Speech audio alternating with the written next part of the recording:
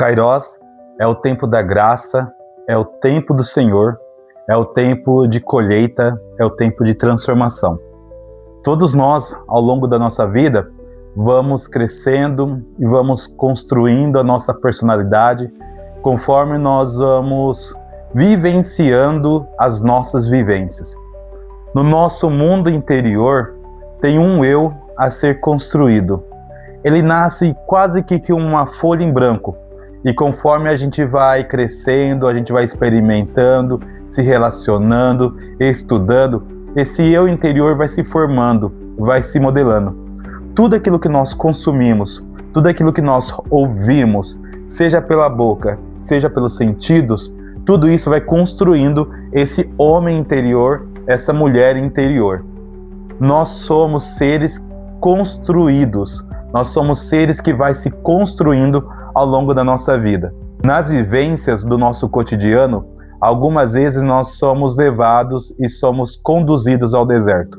Esse momento é um momento de grande dificuldade, de grande luta, de grande provação. Muitas pessoas acabam sucumbindo. E é aí que muitas pessoas, no último suspiro, na última angústia, algumas caem em depressão, outras procuram um suicídio. Muitas delas acabam se perdendo nas próprias angústias e nas próprias dores. O deserto é o lugar da gente escutar Deus, de ouvir a voz de Deus, de não contar com as nossas próprias forças, mas contar com a força daquele que nos sustenta, daquele que nos guarda, daquele que nos ergue. Para você que esteve me acompanhando, o ano passado foi um ano de muita luta, de muita provação, em todos os sentidos da minha vida, espiritual, financeira, emocional, relacionamento, profissional, tudo isso foi colocado à prova. Foi um momento que eu precisei parar, senão eu também iria sucumbir. Procurei ajuda em todos os setores que eu precisava.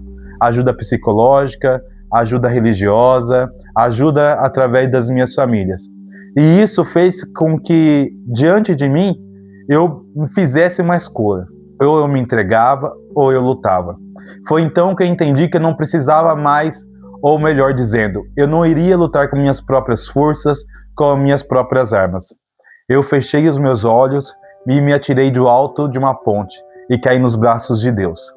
Ele sim me socorreu, me acolheu, me amou, me protegeu e fez com que aquele tempo de provação cessasse.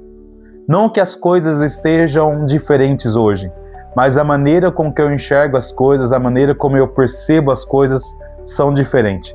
E esse que é o Kairos, ou melhor dizendo, o tempo do Kairos. É o tempo da graça, é o tempo onde você se abandona nos braços de Deus, é o tempo que as coisas começam assim, a alinhar, mas não porque deixaram de existir, mas porque você começou a enfrentá-las de uma maneira diferente. Eu costumo dizer que o resultado nunca será diferente enquanto a somatória for igual. Se a gente não muda a nossa atitude, o produto final sempre será o mesmo. Por isso que o Kleber que está hoje é diferente do Kleber do ano passado.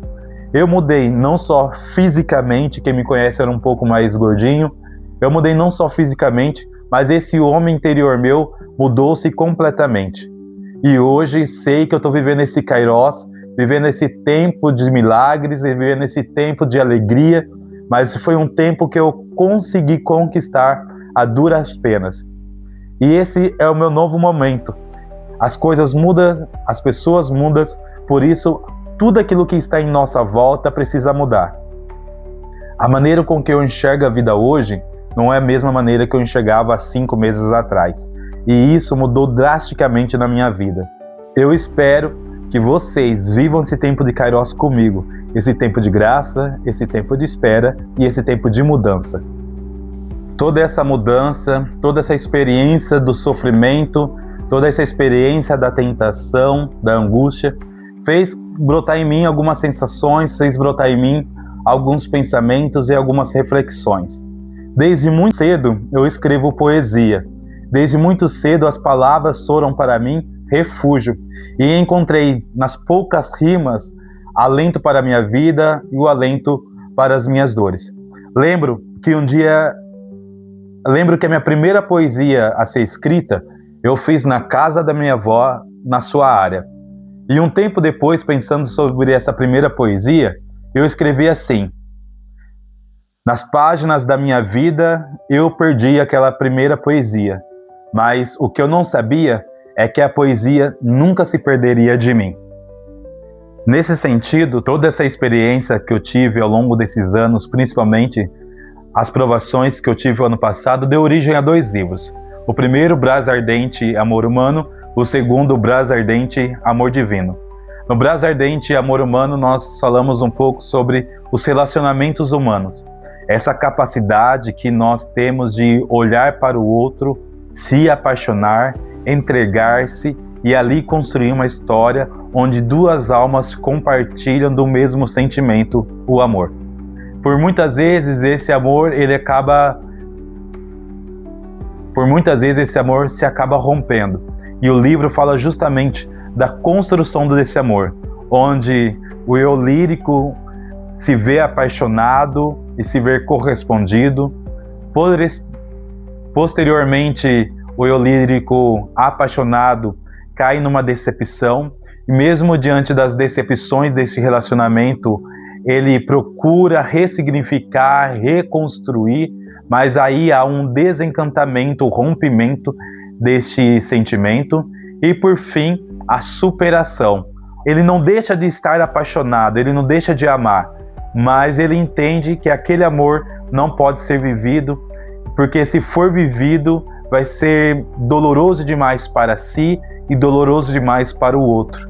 E ele entende que, apesar de sua parte haver amor, é melhor deixar ir, porque se for seu, esse amor vai retornar em algum momento.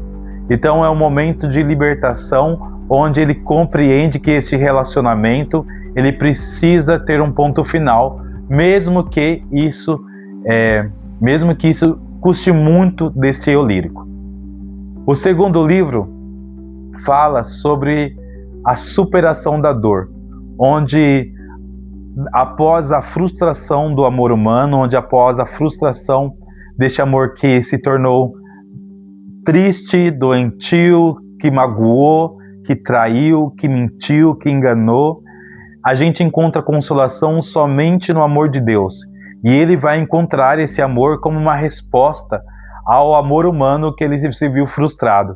O segundo livro retrata justamente essa realidade, onde sozinho, abandonado, vendo todas as provações à sua volta, o eu lírico ele é conduzido no deserto, e no deserto ele faz a experiência do abandono no amor de Deus.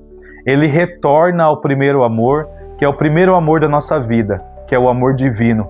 Esse amor que nos quis, esse amor que nos escolheu, esse amor que nos formou lá no útero de nossas mães, e esse amor que nos formulou, nos desenhou. Como diz, o profeta Samuel, se eu não me engano, desde o útero da sua mãe, eu já te conhecia, já te concebi e já te consagrei. Então, no deserto, o eu lírico ele entende essa frase como uma frase central da sua vida, de que, apesar de todos os amores que eles tenham experimentado, tenha se frustrado, um amor que nunca enganou, um amor que nunca o traiu, o amor que nunca o iludiu, o amor que nunca deixou ele para trás, é o amor divino. Então, o segundo livro fala justamente da superação do sofrimento, da entrega a esse primeiro amor, da transformação interior que este sentimento faz, e ele termina o livro entendendo o seguinte, que todas as provações, que tudo aquilo que ele experimentou foi necessário para que ele chegasse naquele ponto da sua vida, que é o encontro com o Senhor, que é o encontro com o divino, que é o encontro com algo maior. Todos vocês sabem da grande devoção que eu tenho por Nossa Senhora Aparecida, e caminhar para Nossa Senhora Aparecida todo ano não é uma promessa, mas é o meu compromisso, porque é ela que me resguardou, ela que me salvou, foi ela que me conduziu até Deus. Lembro que na infância, nas procissões lá da fazenda Atalaia, onde nós morávamos, o padre ia rezar a missa e nós, com as velas na mão durante a noite, caminhávamos rezando a Ave Maria, e esse é o caminho que eu estou hoje, caminhando pelo caminho da vida, segurando a minha vela na mão, rezando a Nossa Senhora, porque é este caminhar, é essa oração da Ave Maria que vai me conduzir até Deus, que vai me conduzir até o nosso Senhor Jesus Cristo. Tudo isso sob a inspiração do Espírito Santo. Então, o segundo livro, A Brasa Ardente, fala justamente desse encontro com o Senhor no deserto. Enquanto que esse encontro impacta a nossa vida, nos transforma e nos configura. A música, ela sempre me acompanhou. Ela sempre esteve parte da minha vida. Esses tempos atrás, uma pessoa fez uma brincadeira comigo. Estava lá no Rio de Janeiro, esperando o show da Shakira e acabei dormindo. E ele falou o seguinte: rapaz, toda vez que toca música lá no palco, você levanta, começa a dançar, começa a cantar. Parou a música, você deita e dorme. Daí começa a música, você levanta, começa a cantar, começa a dançar. A música e a dança sempre fez parte da minha vida e eu sei que isso fala mais ao homem, mais do que as palavras às vezes. Então, pensando um pouco nessa realidade, nessa outra maneira da gente sentir, pensar, refletir, né? Entender a vida, que é através da música e da dança.